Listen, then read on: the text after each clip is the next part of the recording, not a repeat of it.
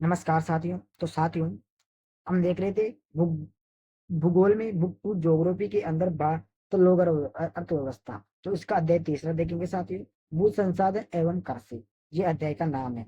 अन्य महत्वपूर्ण प्रश्न देख रहे थे। पार्ट नंबर पहला है शाम के 7 बज चुके और इसी से हम आपकी क्लासें मिलती रहती है सारी। सो क्लास क्लास और करने से पहले आपसे छोटी सी रिक्वेस्ट है, बस छोटी सी कि एग्जाम हिस्ट्री को सब्सक्राइब करते जाना है ताकि सभी क्लास आप तक पहुंचे, किसी क्लास में बच्चे ना रहे। तो शुरू करते हैं बिना समय को गवाए।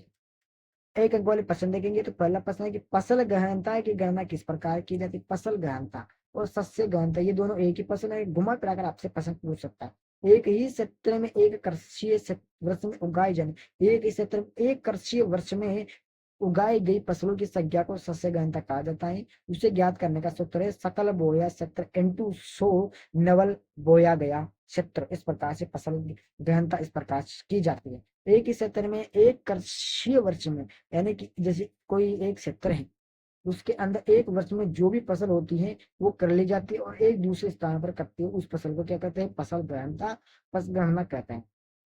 दूसरा क्वेश्चन है कि दक्षिणी राज्य तथा पश्चिम बंगाल में एक कृषि वर्ग में चावल की 2 या 3 फसलें बोई जाती हैं। इसका प्रमुख क्या कारण है। तो जलवायु अनुकूलता, उष्ण व आर्द्र जलवायु, जलवायु के अनुकूल फसलें बोई जाती है। कभी चावल बोती है तो कभी क्या बोते हैं, 3 फसलें बोई जाती है। ओके साथियों। तीसरा प्रश्न है कि दालें मिट्टी की प्राकृतिक उर्वरता को बढ़ाने में कैसे मददगार साबित हुई है। दालें जो हम दाल खाते हैं वो किस प्रकार है। ये फलीदार फसलें होती है। फलीदार फसलें में दालें ही तो ये फलीदार फसलें हैं जो नाइट्रोजन यौगीकरण के द्वारा मिट्टी की प्राकृतिक उर्वरता को बढ़ाते। नाइट्रोजन होता है वो यौगीकरण, नाइट्रोजन यौगीकरण जो मिट्टी की उर्वरता उसको बढ़ाता है और दालों के अंदर सबसे ज्यादा नाइट्रोजन पाया जाता है। चौथा प्रश्न कि अमेरिका कपास देश के किस भाग में उगाया जाता है तथा वहां इसे किस नाम से जाना जाता है। अमेरिका के ऐसा कौन, अमेरिका कपास देश के किस भाग, अमेरिका के अंदर कपास बोले हैं कौन से भाग में, तो भारत के उत्तर पश्चिमी भाग में, वहां इसे नरमा नाम से जानते हैं। किस नाम से जानते हैं, नरमा नाम से जानते हैं अमेरिका उत्तर पश्चिमी भाग के अंदर कपास को। पांचवा प्रश्न, अल्प बेरोजगारी से क्या तात्पर्य। बिल्कुल इंपोर्टेंट क्वेश्चन है। भारतीय कृषि में विशेषकर असंचित क्षेत्रों में बड़े पैमाने अल्प बेरोजगारी पाई जाती है। फसल ऋतु में वर्ष भर रोजगार उपलब्ध नहीं होता क्योंकि कृषि कार्य लगातार गहन श्रम वाले हैं, इसी को अल्प बेरोजगार कहते हैं। समझ में नहीं आया। जैसे कोई ठेला वाला होता है, कौन सा, जैसे कोई ठेला वाला है वो वर्षा के दिन जो भुट्टे होते हैं, गुल्ले, गाँव के अंदर गुल्ले कहते हैं, वो लगा लेता है।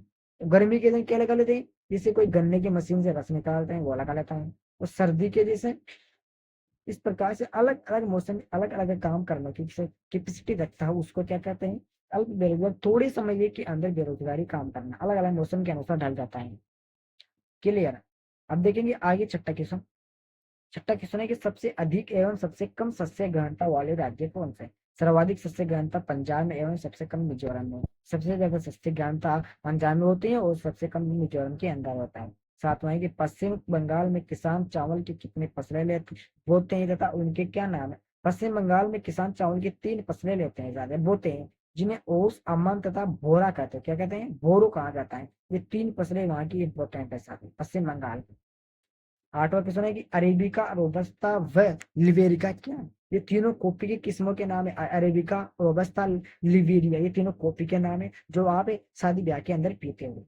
नौवां की विश्व में चावल के उत्पाद में भारत का क्या योगदान। 21.71 विश्व में दूसरा स्थान है चावल के अंदर भारत का। ओके।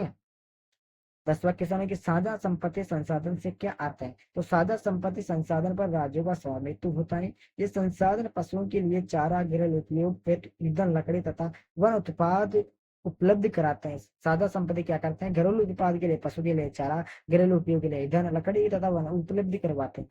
तो साथियों 10 क्वेश्चन कंप्लीट हो चुके हैं। इसके साथ पूरे 20 क्वेश्चन देखने को मिलेंगे आपको।